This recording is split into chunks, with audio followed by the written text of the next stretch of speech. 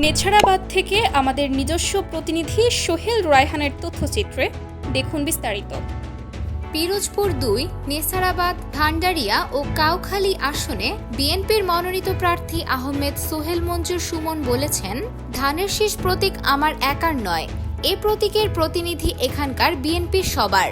এই প্রতীকে ভোট দিয়ে প্রার্থীকে বিজয়ী করে দেশনেত্রী বেগম খালেদা জিয়া ও দেশনায়ক তারেক রহমানকে এই আসন উপহার দেওয়া হোক আমাদের অঙ্গীকার। শুক্রবার সকালে নেছারাবাদে জাতীয় বিপ্লব ও সংহতি দিবস উপলক্ষে আয়োজিত আলোচনা সভায় প্রধান অতিথির বক্তব্যে তিনি একথা বলেন।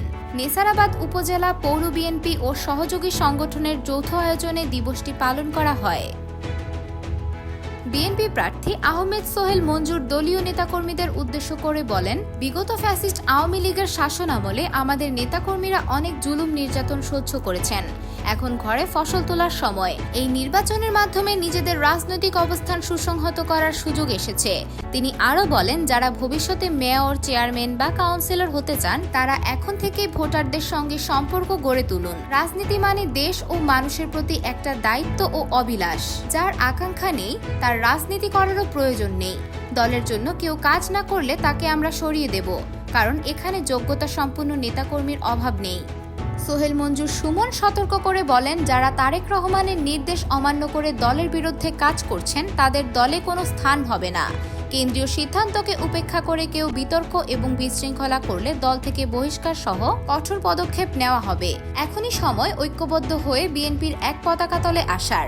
দেশের স্বার্থে ধানের শীষের বিজয় নিশ্চিত করে তারেক রহমানের হাতকে শক্তিশালী করতে হবে, এটাই আমাদের মূল লক্ষ্য।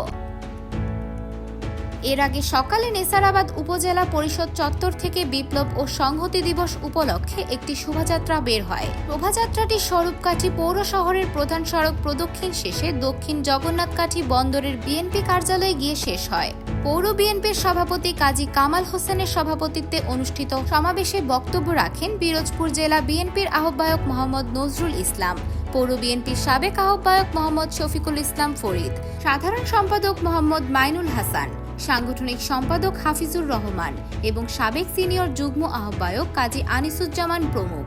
পরে বিএনপি প্রার্থী আহমেদ সোহেল মঞ্জুর স্থানীয় সাংবাদিকদের সঙ্গে এক মতবিনিময় সভা করেন। এ সময় তিনি সাংবাদিকদের বিভিন্ন প্রশ্নের উত্তর দেন এবং নির্বাচনী প্রস্তুতি নিয়ে দলের অবস্থান তুলে ধরেন।